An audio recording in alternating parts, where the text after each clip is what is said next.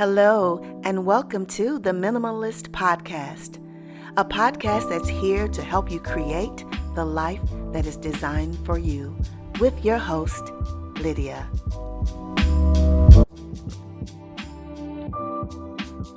Hello, and welcome to the Minimalist Podcast. My name is Lydia, and I am the host of this podcast.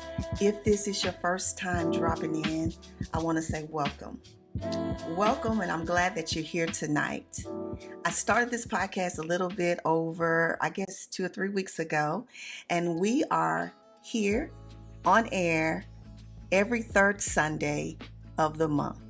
We're here to encourage you if you are on a journey of becoming a minimalist, or maybe you're curious about what it's all about, or simply need support because you're an active minimalist, then this is the place for you.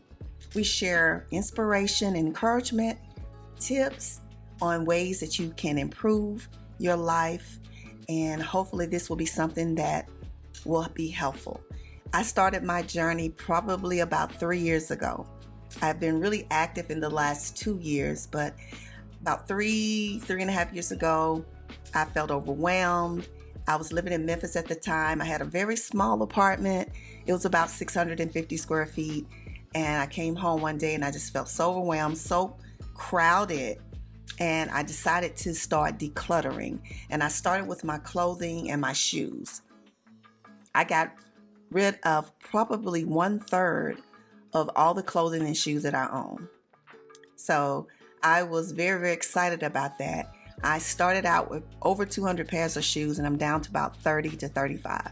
Still looking to downsize even more. And it has been something that has blessed my life. When I purged all of these things, I found out a lot of things about myself. I started to understand myself better, and now I'm living my life. And I am excited about where I'm going with my life because this opened the door to a lot of things. So hopefully this will be helpful to you. Tonight I'm going to be sharing things I've learned on this journey of being a minimalist. Maybe this be something that will inspire you, encourage you, or make you think about where you are in your journey of being a minimalist. One of the things that I realized once I decluttered my home is that I really didn't miss the things that I let go. When you're starting to declutter, that's probably one of the hardest things that you will do, because you're going to have a lot of things that you got, you purchased, or maybe were given to you that you simply love, and you don't want to part with it, or you'll come up with excuses why you should keep it. But when I started to let go of things, I realized that it was things that I just never missed because I never used them anyway. So that once you get over that fear of disconnecting with these things, stuff, then you realize it was something that you never really, missed anyway. One of the things that I did when I started to let go of things was I asked myself, is this something that I have used within a year, thought about, touched, seen? Most of the times, the things that you will let go of are things that you have not seen in a year. And we're not talking about things that are seasonal or sentimental, because those are things that you don't necessarily use throughout the year or even look at throughout the year. But if it's clothing or shoes that does not come out at any season, ask yourself why you have them. And sometimes you do have to part with things that you've had. I know people that hold on to things that they can no longer wear. Maybe they are a size 10 now, and back when they had this item, they was in a size 4. And they keep telling themselves, I'm going to get back in that 4. That might be a little bit dramatic, because I don't think nobody in the 10 will be saying they're trying to get back in the 4. But I'm just using this for an example. I'm going to get in that 4 again, so therefore I'm going to keep this, knowing that you're not going to get back in that 4, or you're not going to even try to get back in that 4. And then year after year after year comes. And guess what? That 4, size 4, is still hanging in the closet. And before you know it, it's 2, 3, 5 years, and you still have it. And that's when you have to ask yourself, why am I keeping this? I believe that another thing will be hard for you is that you need to understand that it's okay to live in a way that others might not understand. I think that's one of the hardest things, is because we're always feeling like we want people to understand our journey, or that it may seem different from theirs. So therefore, if you're different from the masses, sometimes it can appear that you're different, you're strange, you're weird. You got to get over that hump of, feeling like you got to fit in to the mold of what most people are doing, how they're living. It's okay to live differently and have a different lifestyle than everyone else. When you come in my home now, I have very minimal things. So I think a lot of times people relate my age to consumption, meaning that I should have all of these things because I've lived a long time. But in my life now, I like those clean lines. I like for it to look spacious. And I think the less things I have, the cleaner the home looks. That's just my opinion. And I just don't want a lot of clutter. I don't want to have to move this to sit here. And, I just don't want all of that. But it's okay that if someone has a lot of things and I don't have to have, my house does not have to look like my friends or my family. So once you get over that thought of, living up to the standards and ideas of other people, this journey will be a lot easier for you. A really big thing that I actually learned was, once you start to physically unclutter things, that actually exposes the inner. Once you start to get rid of things, then I think it gives you an opportunity to look at yourself on the inside. And that's where I believe I started to grow, because once I uncluttered my home of things and I started living differently, it started to expose my inner thoughts, thinking about how other people's going to think about me, being worried. And I think once you clear all of those things from your home, then you can start to work on that inner self, being confident, acceptance of yourself, self-love, being okay with being different. I've been told my whole life that I'm different anyway, but once I started to unclutter and start living my life a little bit different in all ways, I had to accept the fact that people wouldn't understand that. And I couldn't be ashamed of that. I had to be me 100%. Be 100% authentic with who you are. But sometimes when you physically unclutter, it definitely will start to expose those things, unhealed parts of yourself. And that can be very, very hard to look at. But I think it's a part of the journey, and it's healing to be able to peel back those layers and start to work on those things on the inside that also need to be decluttered. One of the final things I'm going to share is that oftentimes you don't realize the weight of your clutter until you let it go. You don't realize that weight that you're carrying, because I never know that I associated the weight of the things that I had with my mental health. Once I was able to come home and my home was clutter-free, it was organized, I felt light, I felt free. So I did not realize the weight that the clutter was putting on me until I actually got rid of everything. And that's when I started, I think, finding my way to being, happier and less stressful.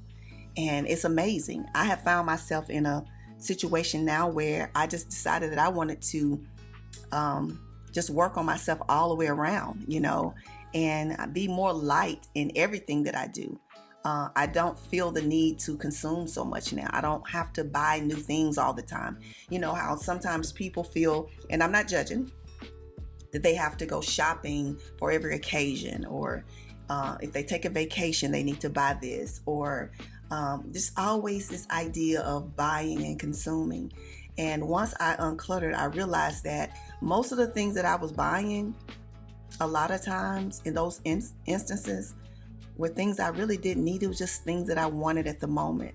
And I shared in a video recently that one of my struggles is hanging out with family or friends, and they're shopping, and then I feel the need, well, let me do something too, because you don't want to be that third or fourth wheel. You walking around with everyone and they're shopping and you're not doing anything. So one of those things I would do was, okay, I'll get something. And then that turned into 2 or 3 things, and you get home and then I say, I really don't need this. So that's something that I'm still working on, because oftentimes I do find myself out with my family or my friends, and they're shopping. Oops. They're shopping, and I'm like, okay, I don't want to be here alone, not doing anything. So I end up purchasing something and get home, and it's something that I really don't need. Then I got to take it back. So that's called discipline. So once you learn that discipline of not feeling like you have to keep up or do what others are doing, you will definitely be on your way. So on this journey of living a minimal lifestyle, it's not just about the things that you own. It's also here. Ways of thinking, lifestyle. Oftentimes we feel the need to live like others live and think like others think as far as what we should be doing. One of the things that I'm doing, I look at this as being a minimal lifestyle, is figuring that I don't want to consume a lot and have a lot of debt. So my journey of just being debt free, where I'm not always having this excess debt of credit card bills. So being able to just purchase the things that I need, or sometimes I want, but having the cash to do that without making another bill that will end up being a debt that I have. And finding affordable ways to travel or vacation, going the budget way. Oftentimes when you do things like that, people want to call you cheap. But I feel like it's thrifty, and it's if I can get the same experience, have a great time, and spend less money, I don't have no beef with that. You can call me cheap, you can call me frugal, you can call me what you want. That's just the way I think. So I wanted to share these few things with you to get you to think about where you are in your life.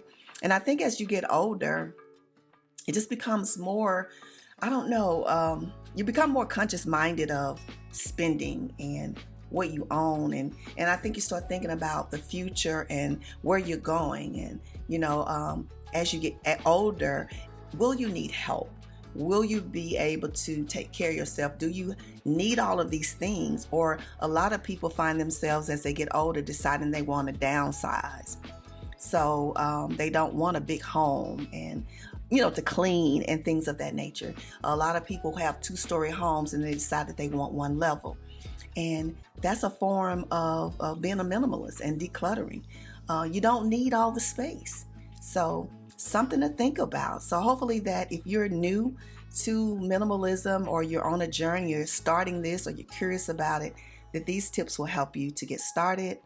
And look at your life and see what areas that feel overwhelmed, or areas of your life where you feel like you have too many things, or areas of your life where you need to organize. Maybe it's financial, maybe it's here, not just on a physical level. Think about it. So thank you all for tuning in today to the Minimalist Podcast. And I hope that you got something from this podcast today, and that will help you on your journey. So tune in each month, the third Sunday of the month. We are here at 7 p.m. Eastern Standard Time. If you have any questions or comments or topics that you want me to address dealing with being a minimalist, please drop them in the comments section so that I can gather those questions and we can have a chat about it. Hopefully I can give you tips, or especially things that I've learned on my journey that will be helpful for you on your journey. So once again, my name is Lydia. Thank you for tuning in. I look forward to seeing you next time. Have a great rest of the week, whatever you may be doing, and I'll see you soon. Bye for now.